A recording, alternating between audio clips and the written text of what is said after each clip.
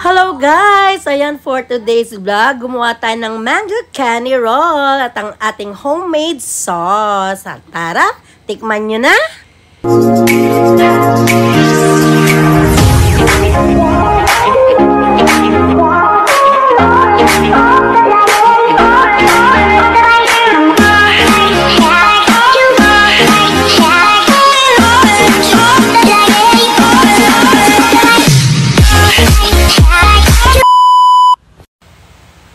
Ayan ang mga ingredient guys. Tignan nyo na lang kung ano-ano yung mga yan.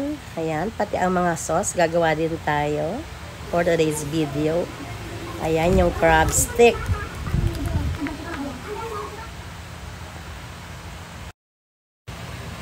Ayan guys, alisin lang natin siya sa plastic. Yan, alisin natin isa-isa, lagay sa plato. At syempre, pag nandiyan na lahat, buhusan lang natin siya ng freshly boiled water. Ayan, yan yung mainit na tubig guys. I-dip lang natin siya sa mainit na tubig. Ayan na yung ating cucumber. Alisan natin ang dalawang gilid guys. Siyempre, balatan. But make sure na bago nyo siya balatan, hugas na hugas siya guys. Ha? Balatan maigi yung ating. Pwede rin naman siya na hindi balatan. It's your choice. Pero ako, inalisa ko kasi siya ng balat. Ayan, cut natin siya guys na medyo, yan, pare-paras ang sukat, pare-paras ang style. Pahaba guys ang ikakat natin sa ating mga ingredients. Yan, tanggalin natin yung buto ng cucumber. Ayan guys, inaalis na yung buto. At syempre, last na. Isa lang yung ginawa ko kasi masyadong marami. Nag-try pa lang naman ako. First time ko siyang gumawa. Ayan, guys. Hiwain na natin. Ayan. Pahaba siya, guys. Lahat. Lahat ng hiwa, ganyan. Pare-parehas dapat ang size.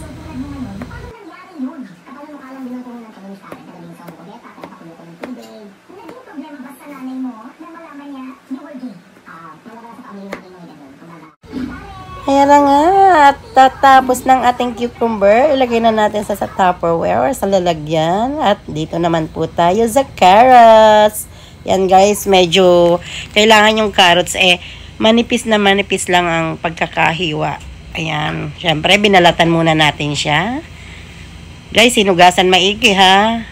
Ayan, balatan at as usual, hiwain din po ng katulad ng sa cucumber. Kailangan guys, sobrang nipis lang nung sa carrots kasi alam mo naman hindi siya luto, patigas siya pag pag makapal. Kaya kailangan sobrang nipis lang siya.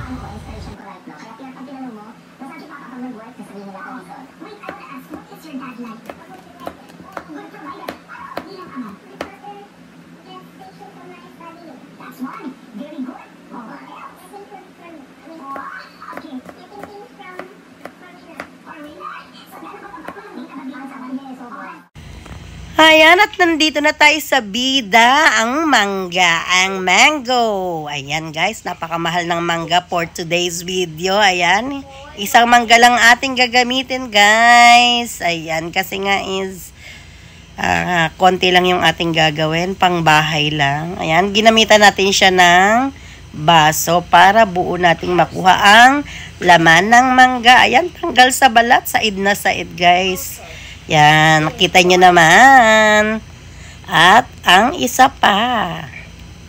Ayan guys, bali dalawang pisngi po yan. At syempre, kinainan ni host yung buto. Ayan, hiwain na natin guys.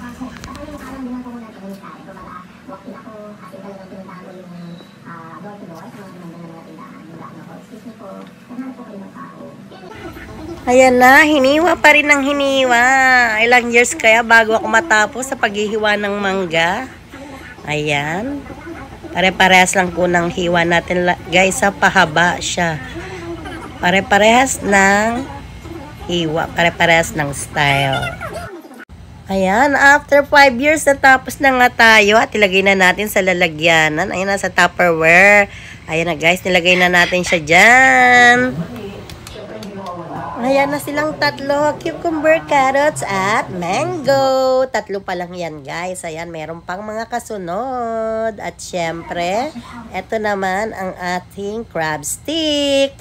Ayan, guys, tinanggal na natin yung drain na natin yung tubig na mainit. Ha? 2 beses ko siyang hinugasan ng mainit, pero hindi ko siya binabad. Mga ilang minuto lang, tinanggal ko na rin. Ayan, medyo, yan yung crab stick natin pag himay-himayin na natin, guys. At syempre, minadali ko na. Tinapos ko na agad ang crab stick para wag kayong mainip. Ayan, tinapos na. Tapos na ang ating crab stick. Yan, ano nang susunod? At ang ating queso. Ayan, guys. Frozen ko muna siya para matigas. Pero hindi ko siya lahat gagamitin. Kapraso lang. Ayan, hiwa lang tayo ng kapraso para sa ating mango candy roll. Yang cheese naman, guys, any brand, it's up to you kung ano ang gusto nyong paborito ng cheese, kung anong keso, kung magnolia, bahala kayo, it's up to you. Basta may keso.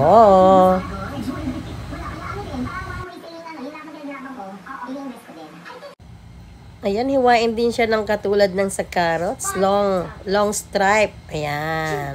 Mahaba na manipis. Ayan na mango, carrots, cucumber, cheese, at yung crab stick. Siyempre, ang ating lettuce.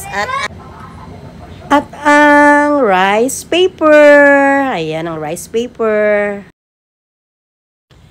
Ayan yung rice paper natin, guys. Medyo i-dip natin siya sa water. Kailangan ng fresh water and clean water para i-dip yung rice paper. Ayan, nilagay na natin yung lettuce, yung mango, at yung carrots, cucumber, ang crab stick, at ang cheese. Ayan, guys. I-roll natin ang rice paper. Guys, alam nyo, first time kong gumawa nito kaya hindi pa tayo marunong. Try lang po, guys. Pasensya na kayo. Gusto lang matuto.